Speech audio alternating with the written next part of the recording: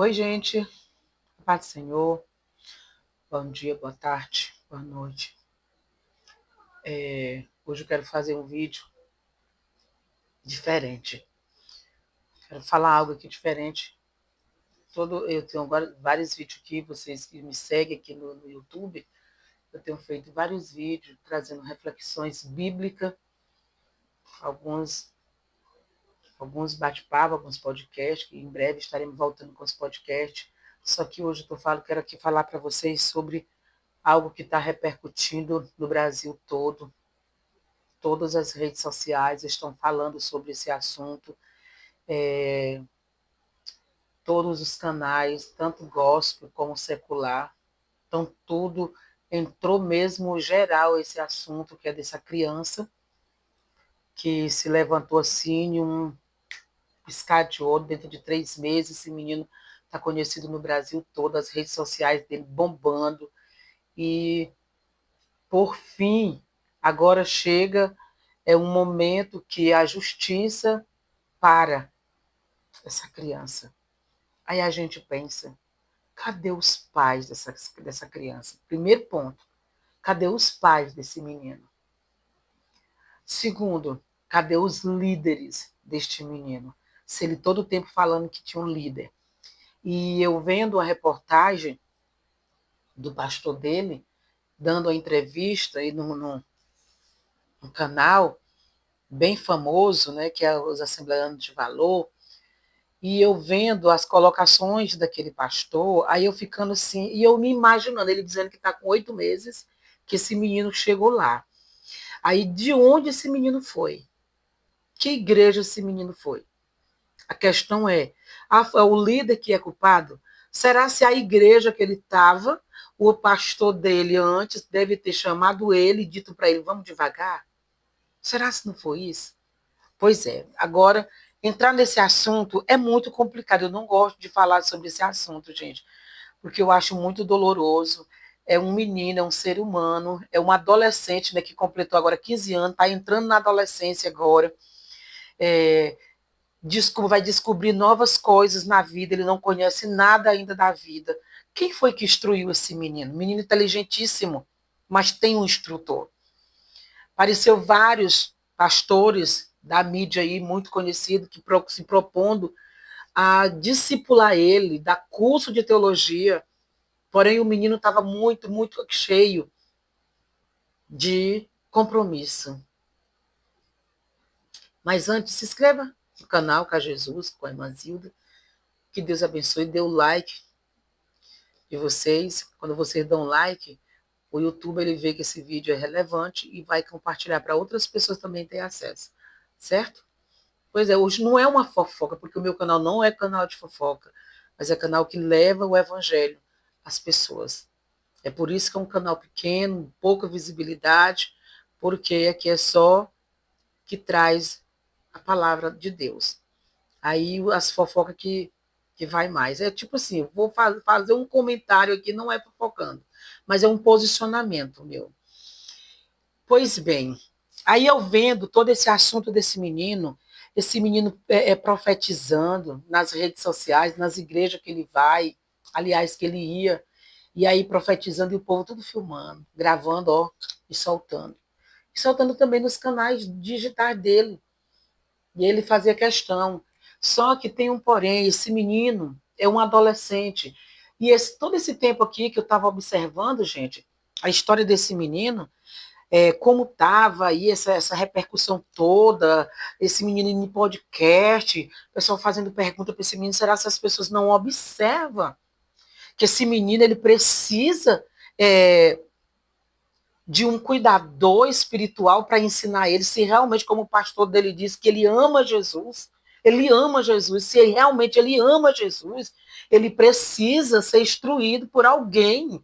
Aí vamos observar uma coisa. Vou jogar só um negocinho em cima desse pastor dele. O pastor dele diz que ele não é o mentor dele, só é o líder espiritual. Quem é o mentor dele é os pais dele, ele não responde por ele. Mas observe, esse menino saía tanto para pregar, saía tanto para pregar. Esse menino não teve tempo de fazer de dar continuidade das aulas dele com o pastor Eliseu, porque estava saindo demais para podcast, para dar entrevista, para ir pregar.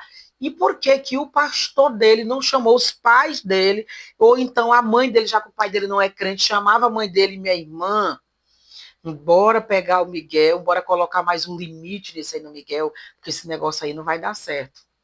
Será se não dava para ele ter feito isso? Porque, gente, o verdadeiro evangelho não é para se expor as pessoas do jeito que esse menino estava fazendo, gente. Olha a questão dessa criança, da maneira. Será se esse menino é menos batizado com o Espírito Santo? Todo esse tempo eu vendo da maneira que essa criança falava em línguas, eu digo, esse menino não é batizado no Espírito Santo. Esse menino ainda não teve experiência no Espírito Santo. Ali é só o desejo que ele tem de fazer, de ser conhecido. Porque em um podcast que eu vi aí dele, ele simplesmente ele diz que as pessoas que é frustrado, que nunca realizou seu sonho, que está criticando ele do jeito que ele que estava. Eu vi ele falando isso no podcast. Ah, você que já tem 40, 50 anos, está frustrado, não realizou seu sonho, fica me criticando desse jeito. Gente, não é assim. Aí é por aí que era que os pais dele já deveriam entrar e dar uma pausa. Não, meu filho, você precisa parar mais, porque você está falando coisa que não é para falar. E nos púlpitos das igrejas, as pessoas estão pegando trecho da história do menino, pegando trecho sobre da mulher que ele estava rasgando o exame. Eu vi a entrevista, o áudio, como é o áudio, eu vi o comentário da moça que aparece nesse vídeo, ele não rasgou o exame dela. Ele pegaram um papel, deu para ele escrever, diz que foi um ato profético, que ele estava fazendo aquilo ali, que ela estava sendo curada do câncer no sangue. Só que foi em novembro isso aí. E a mulher continua no tratamento. Outra coisa, como é que os pais dele nunca se posicionaram para dizer se realmente ele nasceu mudo e surdo? Por quê? E por que, que não tem laudo médico confirmando? Porque para ter uma cura dessa, tem que levar para provar que ele foi curado estranhamente, que não dava pra, não deu sem explicação. Porque quando Jesus curava as pessoas, ele dizia assim: vá lá até o sacerdote e diga lá como foi que você foi curado. E leve a oferta, Jesus ainda dizia isso. Vocês estão entendendo isso? É esses pontos que a gente vê que não tá conectado com a palavra de Deus. Não está conectado com a palavra de Deus. Outra coisa desse menino, o que eu observei, as igrejas são culpadas. As igrejas são culpadas, os pastores são culpados de ficarem chamando esse menino para pregar nessas igrejas. Eles são culpados. Vendo toda a repercussão. E por que estão chamando esse menino?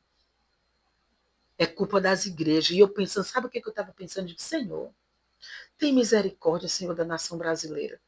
Tem misericórdia desses pastores que não estão zelando com a tua palavra, mas querendo fama, querendo levar pessoas famosas para a sua igreja, mas não pessoas que verdadeiramente têm compromisso com a palavra do Senhor. Porque a criança, aquela criança, ele precisa ser tratado. É um menino muito arrogante. Eu vi ele no podcast.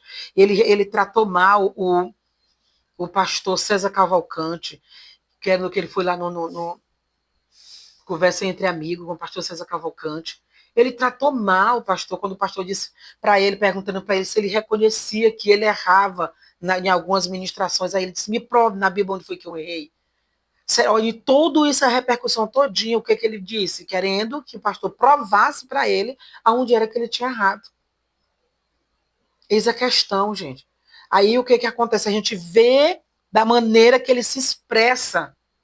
Uma expressão de pessoas arrogantes, prepotentes, de pessoas que não têm temor. O que nós estamos precisando hoje é de ouvir pessoas que têm temor a Deus, que tenham tremor ao Senhor, não pessoas que querem falar o que quer para querer ter fama.